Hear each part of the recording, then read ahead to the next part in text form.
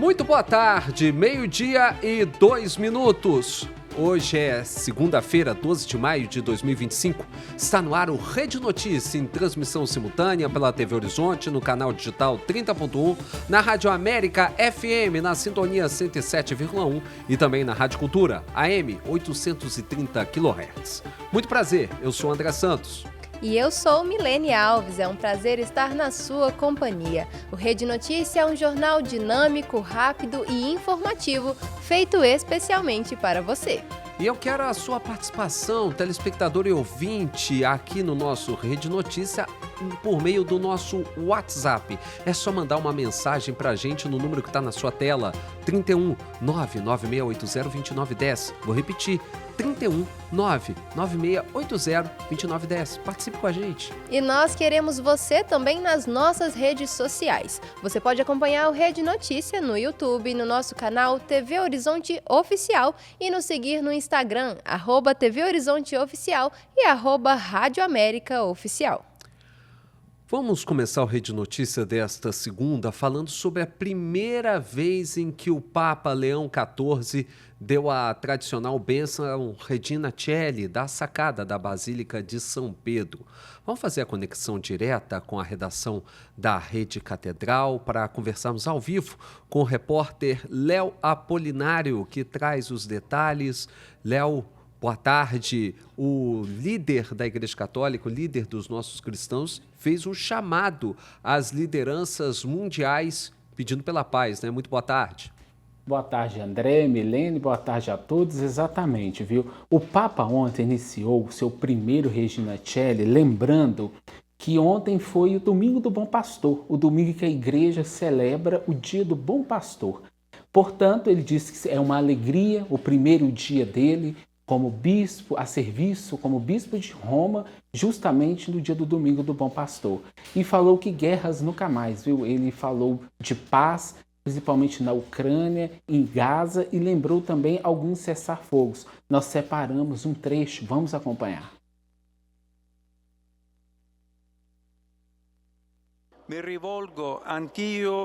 Eu também me dirijo aos líderes do mundo, repetindo o apelo sempre atual: guerra nunca mais.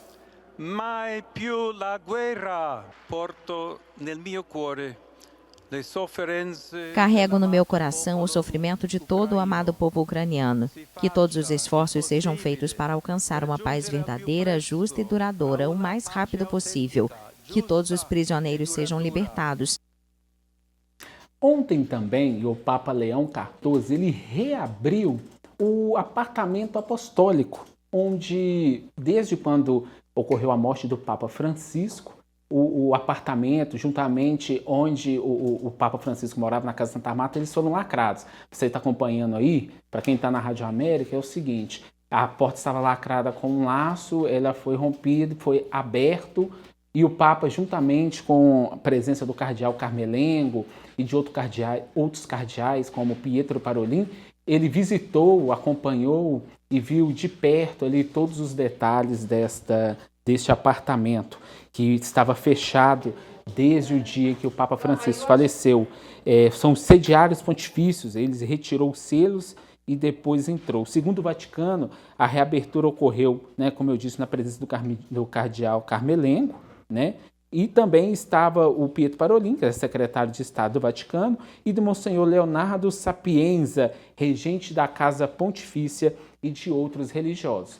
O Vaticano ainda não informou onde o Papa vai morar. O Papa Francisco morava na Casa Santa Marta e abriu mão do Palácio Apostólico. Ele só utilizava o palácio para despachar alguns documentos e também para receber outros bispos, cardeais e líderes mundiais em alguns encontros.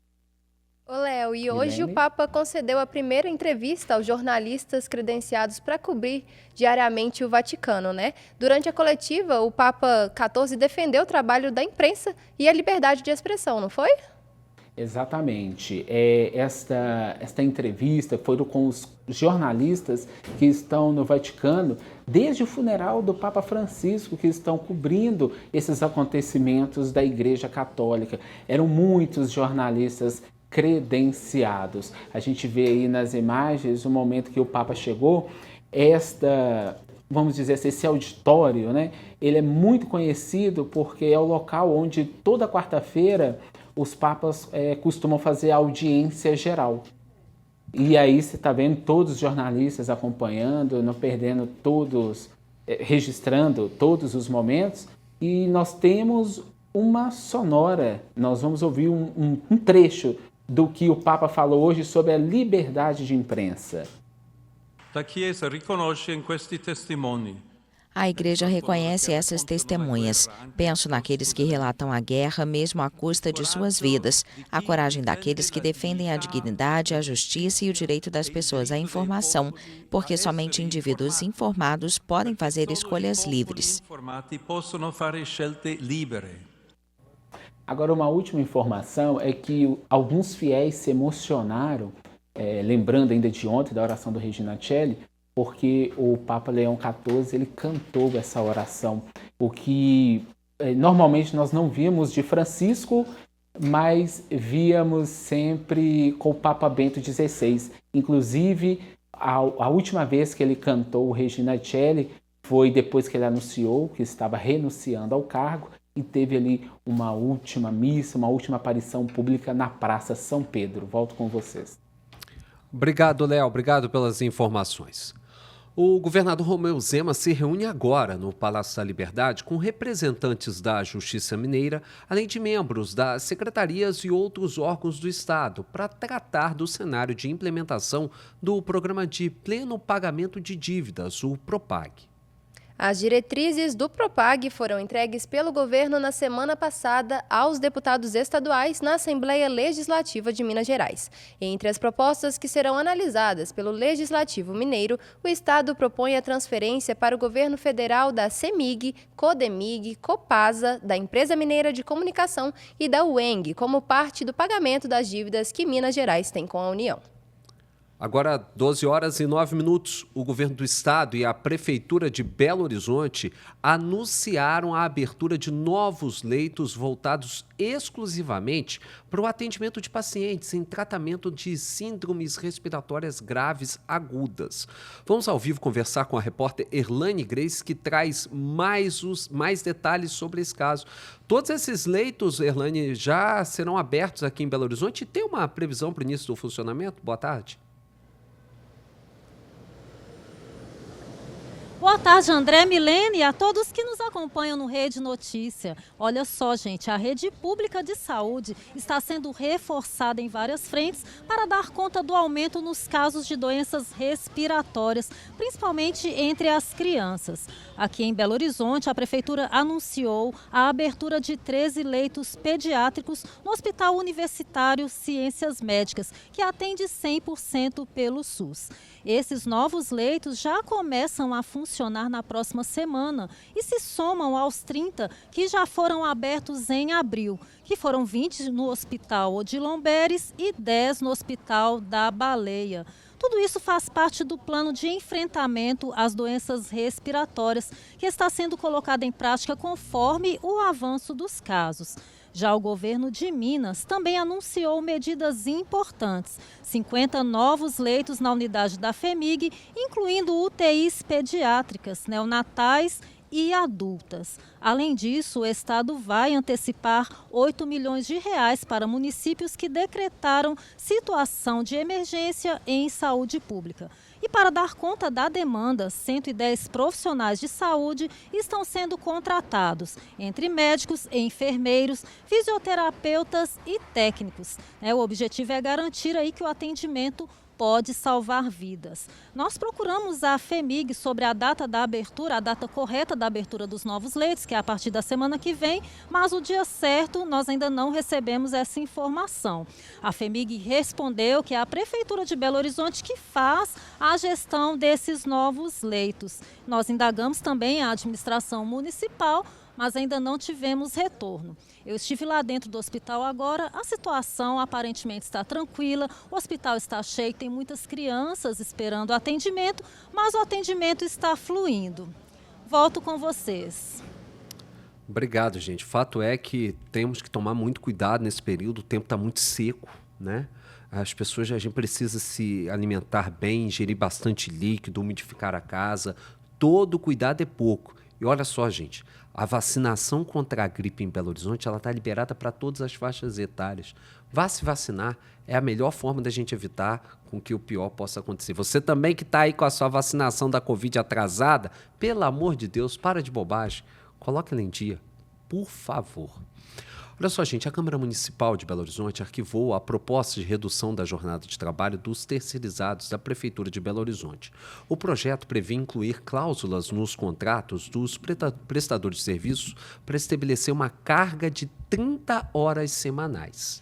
31 vereadores acompanharam o parecer de Uner Augusto, do PL, e 9 foram contrários. O vereador argumenta que a fixação da jornada em 30 horas semanais, sem a redução salarial, configura norma trabalhista, que é um assunto de competência da União. Olha só, gente, a Metrô BH anuncia nova alteração em funcionamento para esta semana do serviço. O alerta é do repórter Newton Lopes. O metrô de Belo Horizonte tem novas alterações no intervalo entre as viagens. Até a próxima sexta-feira, dia 16, usuários terão 23 minutos de espera entre as composições no período entre 8 e 11 horas da noite. O motivo é a continuidade das obras da linha 1 do sistema metroviário da Grande BH. Além do intervalo maior, depois das 8 da noite, os trens vão passar por um solado da plataforma em 3 estações: Minas Shopping, São Gabriel e 1º de Maio. Por causa disso, usuários devem conferir a direção da composição antes de embarcar. A concessionária responsável pelo transporte destaca que não haverá baldeação durante a realização das atividades. As estações do metrô funcionam de 5h15 da manhã às 11 da noite todos os dias. E a passagem do transporte público custa R$ 5,50. Repórter Newton Lopes. Obrigada, Nilton. E a capital mineira ganha mais 2 jardins de chuva ainda neste mês de maio. O repórter Giovanni Rodrigues tem as informações. A Prefeitura de Belo Horizonte entrega neste mês de maio 2 novos jardins de chuva no hipercentro da capital. Os 2 primeiros jardins de chuva estão na Rua Rio de Janeiro, entre as ruas Tupis e dos Goitacazes, e na Praça Afonso Arinos. Os espaços buscam auxiliar na captação, na retenção e na infiltração de água da chuva, além de contribuir com o paisagismo da cidade. Os jardins de chuva têm o solo modificado de forma artificial, com acréscimo de camada mais porosa de brita, que aumenta o espaço interno para armazenamento de água de chuva. As 2 obras fazem parte do programa Centro de Todo Mundo, e a previsão é que até o fim de 2026, outros 40 jardins de chuva sejam implantados. Repórter Giovanni Rodrigues. Para uma cidade que um dia já foi chamada de Cidade Jardim, que era perfeita para tratar pessoal com problema de respiratório, a gente vê, chegou o tempo seco, o desespero que está, com um monte de gente com síndrome respiratória aguda grave.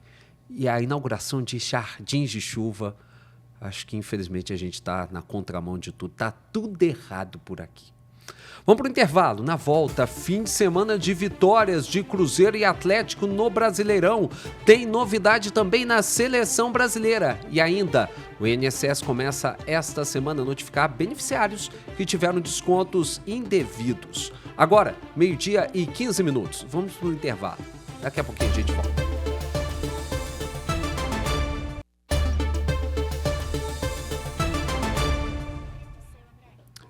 12h18 agora em Belo Horizonte. Uma mulher de 40 anos e o filho dela de 9 morreram atropelados por um carro dirigido por um homem sem habilitação em Santa Luzia, na região metropolitana de Belo Horizonte.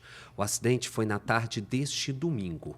Imagens de câmeras de segurança mostram o momento em que o carro, em alta velocidade, atinge as 2 vítimas que caminhavam pela calçada. Na sequência, o veículo bate em um muro e capota. Em depoimento à polícia, o condutor do carro, um homem de 54 anos, disse que perdeu o controle do automóvel ao perder os freios durante uma descida. O motorista também afirmou aos policiais que consumiu bebida alcoólica. No entanto, ao ser submetido ao teste do bafômetro, o resultado deu negativo. De acordo com a polícia, o motorista não tem carteira nacional de habilitação nem permissão para dirigir. O homem foi levado à delegacia, onde prestou depoimento e foi preso em flagrante pelo crime de homicídio culposo. A Prefeitura de Santa Luzia decretou luto oficial na cidade nesta segunda por causa do acidente. O enterro está previsto para ocorrer hoje às 2h30. Gente, é um absurdo uma pessoa entrar dentro de um carro sem habilitação, sem permissão para dirigir e ainda tendo consumido bebida alcoólica logo depois. Carro é um meio de transporte espetacular, mas usar de maneira errada é uma arma. E as pessoas têm que parar de achar que podem fazer o que bem entendem. Agora tem uma família enlutada, mãe e filho que estão sendo enterrados hoje à tarde. E o que a gente vai poder fazer? Né? É o auge da irresponsabilidade, irresponsabilidade total. Por mais que o trajeto seja curto ali, em um minuto acaba com a vida de duas pessoas. Não tem carteira de habilitação, não tem nem que pegar no volante, a verdade é essa. Com certeza. Pelo amor de Deus. Olha só, gente, a campanha Maio Amarelo enfatiza a conscientização com idosos e estudantes aqui em Belo Horizonte. Nilton Lopes está de volta com as informações. A partir desta segunda-feira, dia 12, a Prefeitura de Belo Horizonte promove ações da campanha Maio Amarelo para idosos, pedestres e estudantes. As atividades para pedestres e motoristas começam com ações educativas para conscientização de travessias seguras em locais com semáforo. Já os idosos que frequentam os centros de referência de assistência social irão participar de apresentações e palestras educativas. As escolas municipais e estaduais vão receber atividades de vivência sobre mobilidade urbana e noções de mobilidade e trânsito para a educação infantil. Repórter Nilton Lopes. Obrigada, Nilton. E candidatos à carteira de motorista já podem agendar serviços pela internet em Minas. Os detalhes com a repórter Janaína Regiane. A partir desta segunda-feira, candidatos à Carteira Nacional de Habilitação em Minas Gerais já podem agendar pela internet em todo o estado os exames médicos e psicológicos obrigatórios.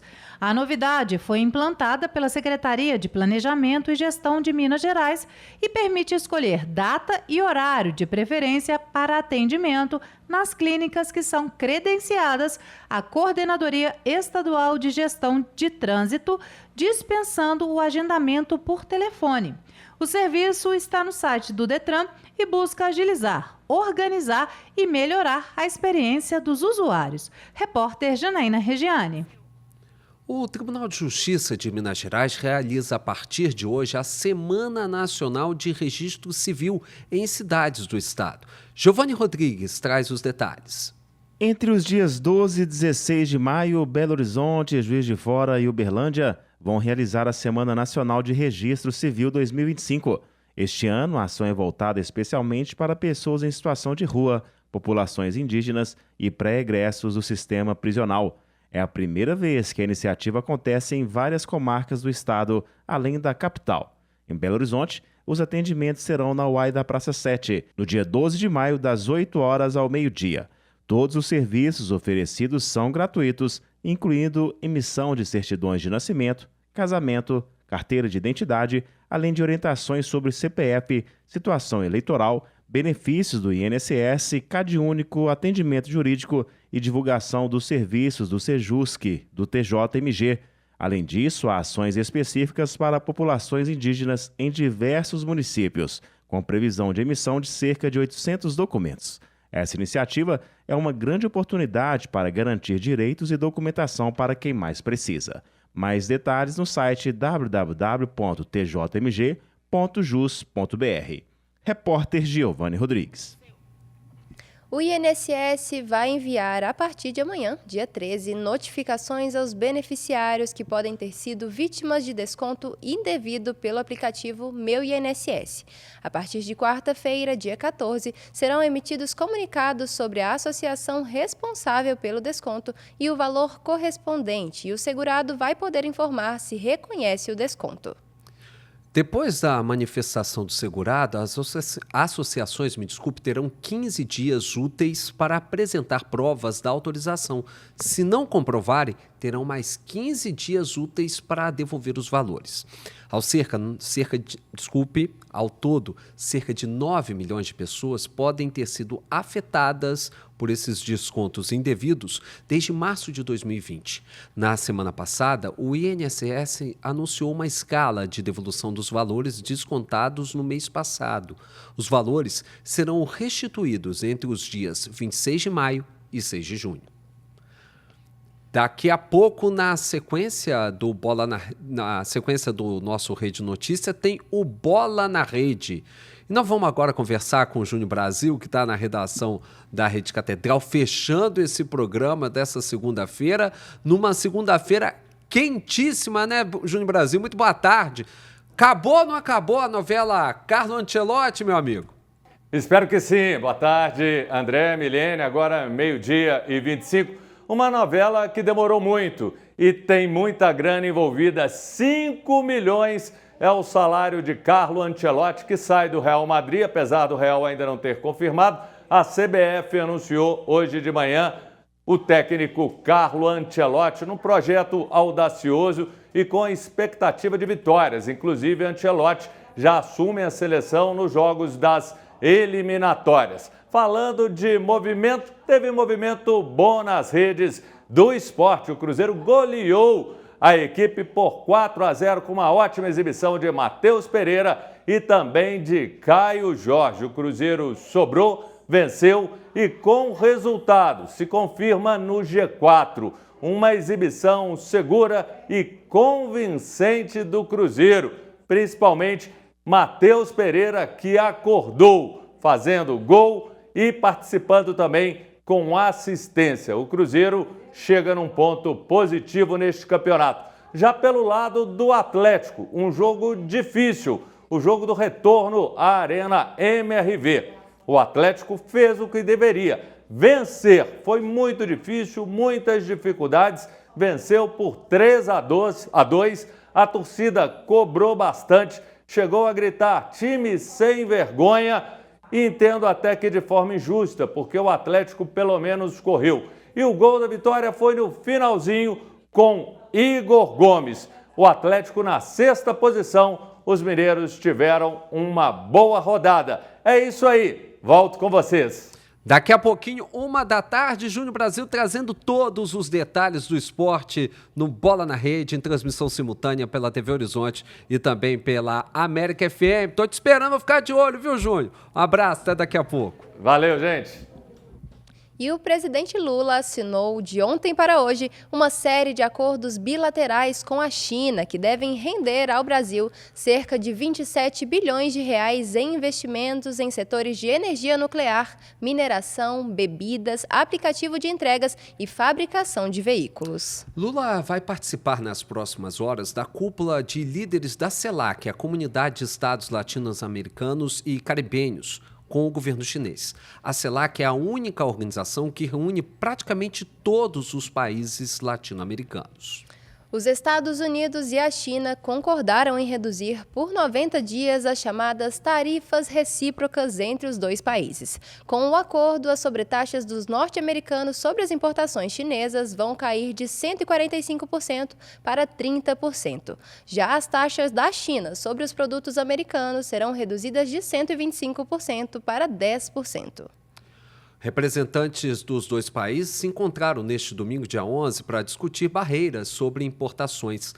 A guerra tarifária entre as duas maiores economias do mundo se intensificou depois do anúncio das medidas protecionistas prometidas pelo presidente norte-americano Donald Trump no início de abril. Mesmo com todos os apelos internacionais por uma extensão do cessar-fogo na guerra entre russos e ucranianos, um trem de carga civil foi atingido por um bombardeio com mais de 100 drones russos durante a noite na Ucrânia. A trégua proposta por líderes europeus e também pela China e pelo Brasil deveria se estender por 30 dias a partir de hoje. No entanto, o presidente da Rússia, Vladimir Putin, considera que os pedidos de cessar-fogo são uma espécie de ultimato e propôs negociações diretas com Volodymyr Zelensky nesta quinta-feira na Turquia para tentar pôr ao fim ao conflito entre os dois países iniciados há 3 anos. A iniciativa do encontro entre Putin e Zelensky é abertamente apoiada pelo presidente dos Estados Unidos, Donald Trump. E os Estados Unidos aguardam para hoje a liberação do último refém norte-americano capturado pelo Hamas em outubro de 2023, quando o grupo terrorista invadiu uma festa de jovens ao sul de Israel. Edan Alexander será escoltado por militares israelenses, segundo declaração do primeiro-ministro Benjamin Netanyahu. O premier garantiu, apesar disso, que não estabeleceu nenhuma negociação com Hamas para a libertação de prisioneiros e que as ofensivas de Israel contra os alvos palestinos vão continuar. Neste momento, 59 reféns ainda continuam em poder dos terroristas. Agora nós vamos para um breve intervalo e na volta conversaremos com a vereadora de Belo Horizonte, Isa Lourença, sobre o projeto Tarifa Zero. Agora são 12:30.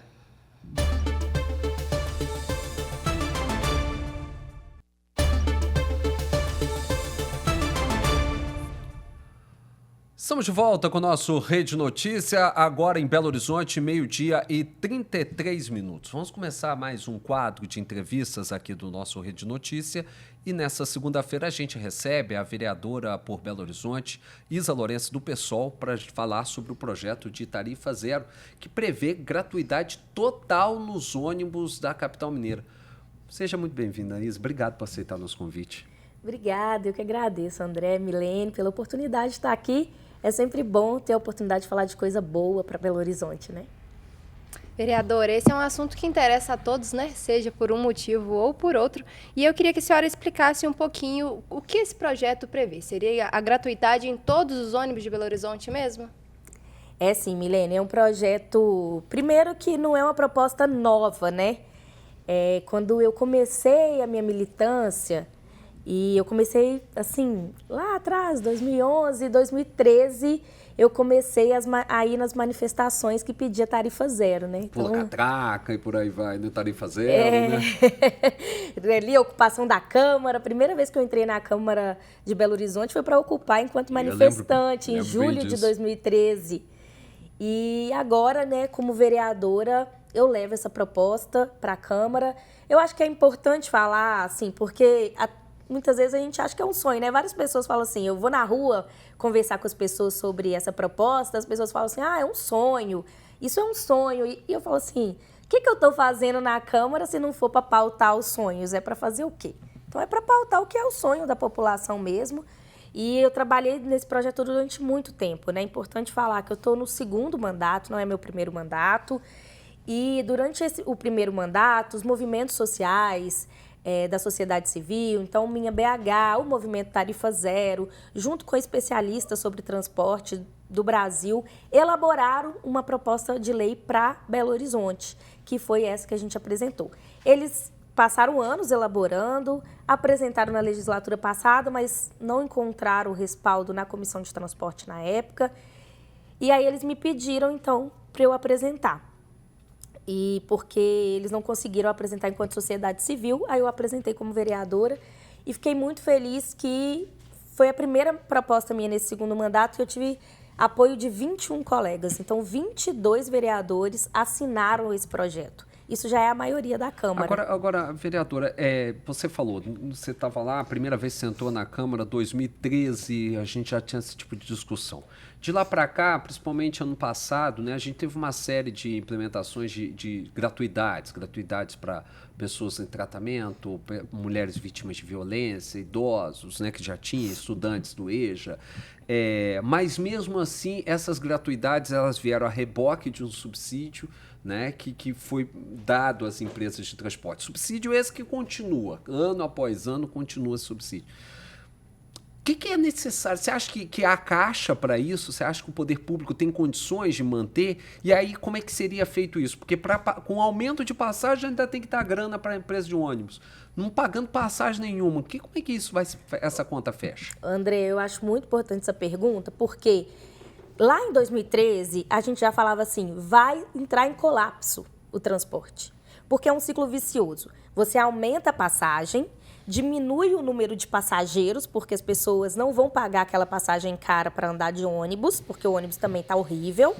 E aí, diminuindo o número de passageiros, você tem que aumentar a passagem de novo, diminui. Então, é um ciclo que a gente falou, vai entrar em colapso. E entrou em colapso. Tanto é que a gente passou a ter que contar com o subsídio, que as empresas começaram a falar, olha, o valor da passagem não está conseguindo manter, então eu preciso de subsídio do poder público, e o poder público vai lá e dá o dinheiro, que só no ano passado foi 700 milhões de reais, então é muita grana. Então, o que várias cidades do Brasil começaram a perceber?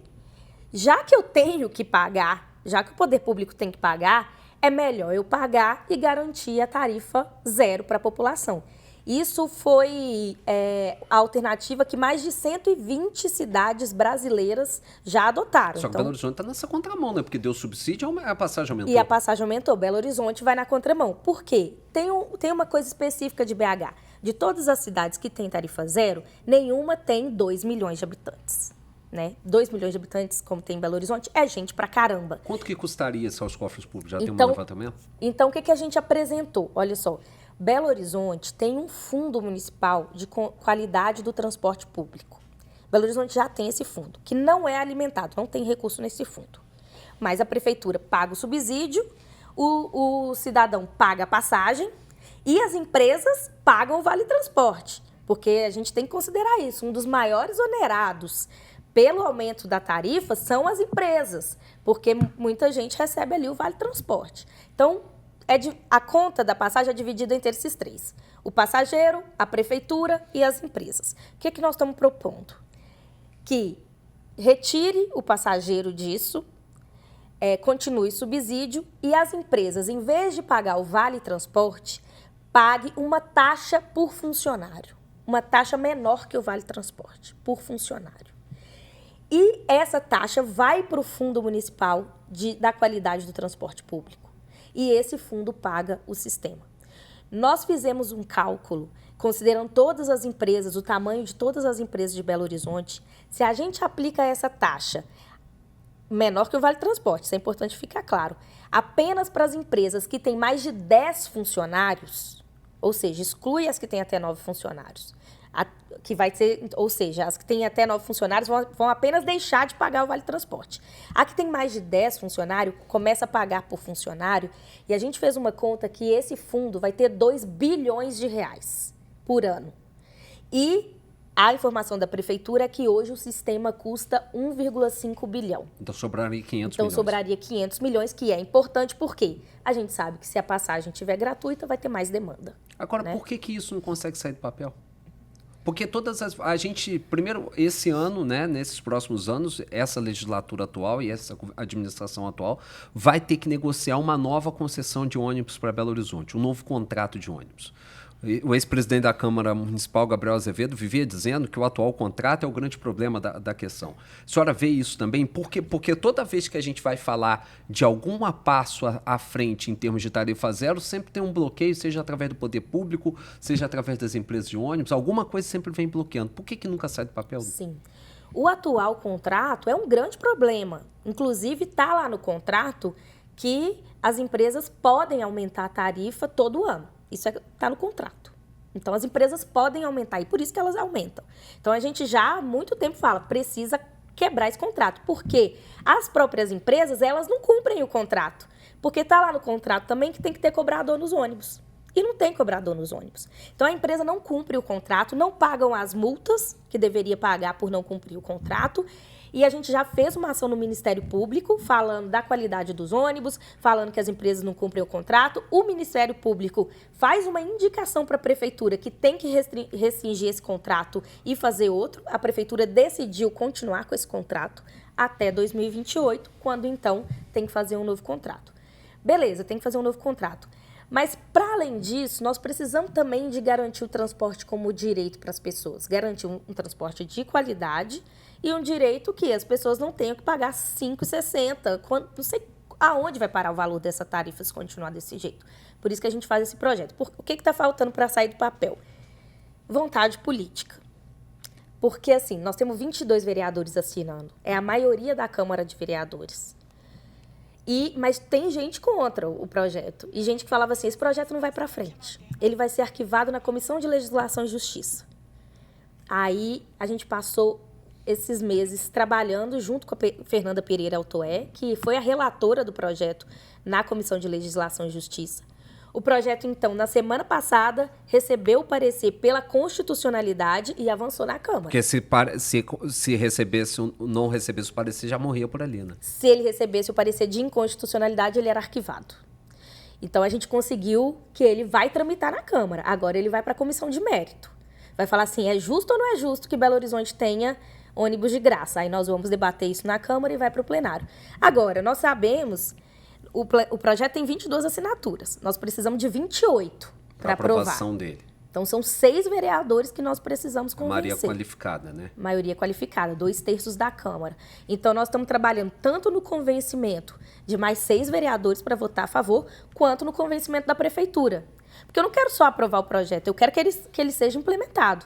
Então, hoje, por exemplo, eu tenho uma reunião com o secretário de governo para poder conversar com ele sobre a viabilidade do projeto.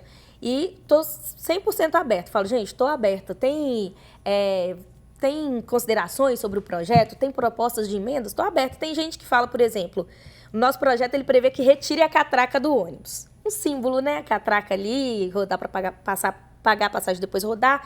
Aí já teve gente que falou assim, Isa, não dá para retirar a catraca. Porque nós precisamos que as pessoas rodem a catraca para a gente contar quantos passageiros tem em determinados momentos. Falei, beleza, então vamos conversar sobre isso. Eu não estou fechada, o projeto, a gente pode fazer um substitutivo, fazer emendas.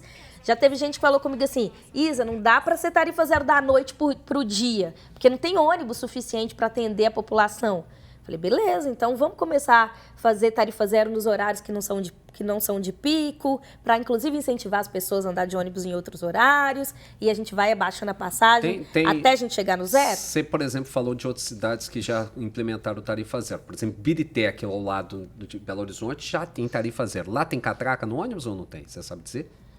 Eu não fui lá ainda. Em outras cidades também que você teve contato? Eu tive contato em Caeté. Também lá, pertinho? Pertinho aqui, lá tem catraca nos ônibus. Justamente para contabilizar esse Eu acredito que seja. Mas foi o lugar que eu fui e andei de ônibus gratuito. Mais perto aqui foi Caeté. E é interessante, né? As cidades do nosso lado. E essa questão da região metropolitana é muito importante, porque tem gente que fala assim, mas não basta ter tarifa zero só em Belo Horizonte, a gente tem toda uma região metropolitana, inclusive as empresas têm muitos funcionários da região metropolitana, como que vai ser isso? Eu falo, tá certíssimo. Vamos fazer em Belo Horizonte, que eu tenho certeza que as cidades metropolitanas vão ter que fazer também. São muitos processos até que isso se torne realidade, né? Nós estamos conversando com a vereadora de Belo Horizonte, Isa Lourença, sobre o projeto Tarifa Zero. Agora a gente vai para um breve intervalo e voltamos já. É 12h45.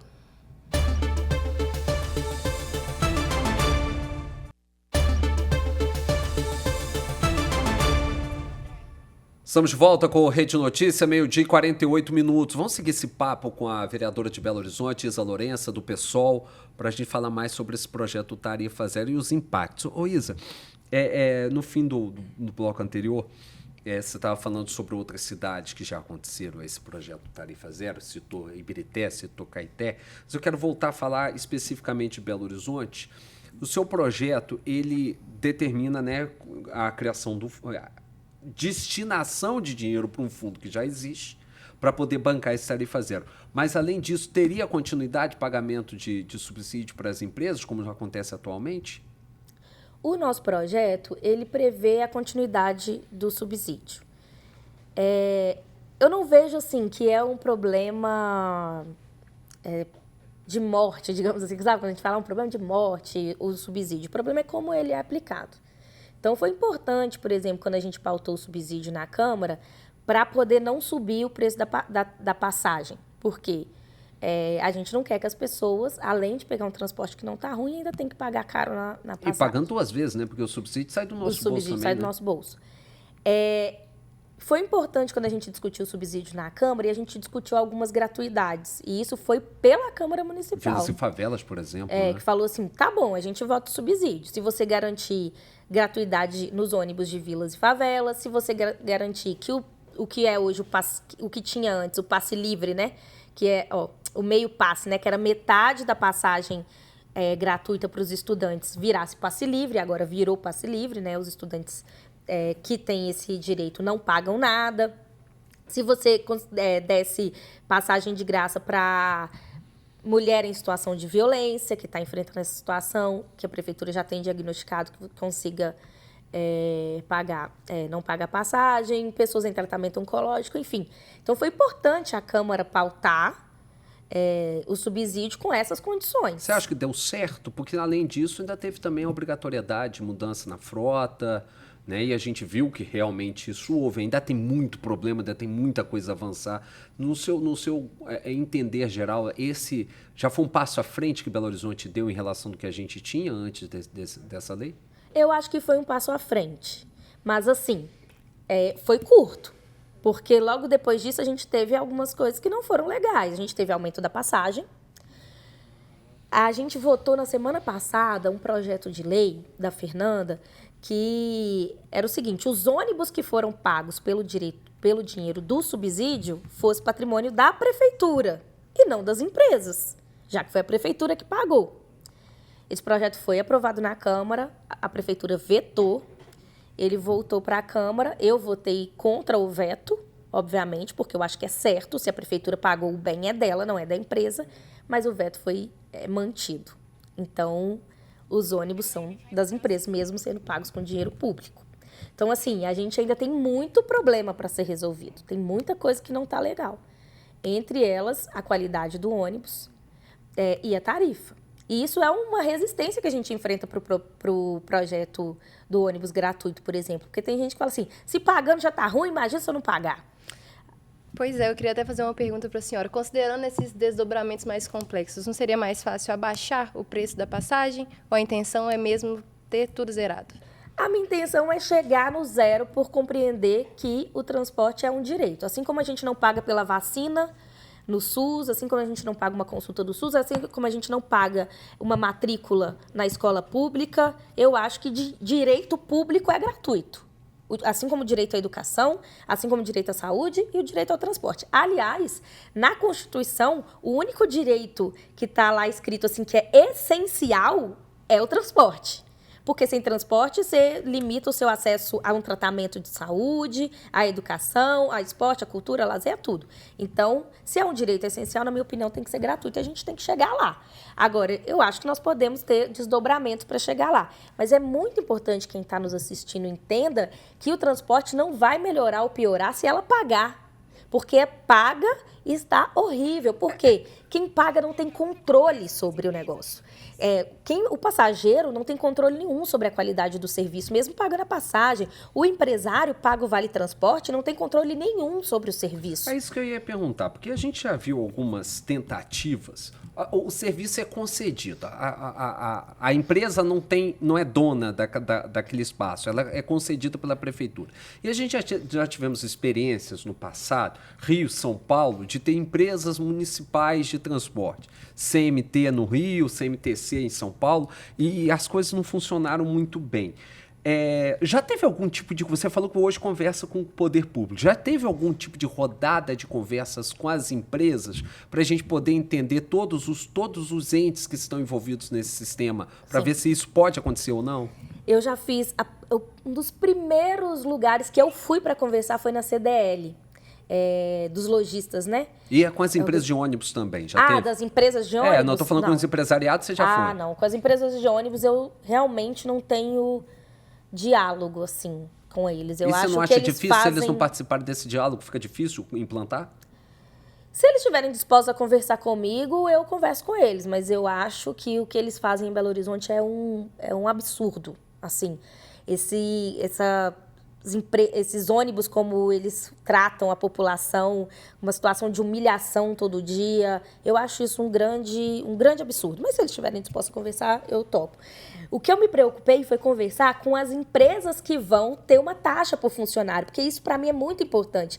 É muito importante deixar claro para os empresários da nossa cidade que eu não estou propondo criar um imposto novo, porque quando você fala isso já gera uma tensão. Não é um imposto novo, eu estou propondo substituir o Vale Transporte, que as empresas já pagam caro, sem controle da qualidade do serviço, por uma taxa por empresário. Agora também tem desconto na folha do funcionário também. Esse desconto terminaria? Terminaria. Para o funcionário é ótimo, porque de imediato ele vai ter 6% de aumento no seu salário, porque é o 6% que é abatido ali do salário dele para poder pagar o transporte.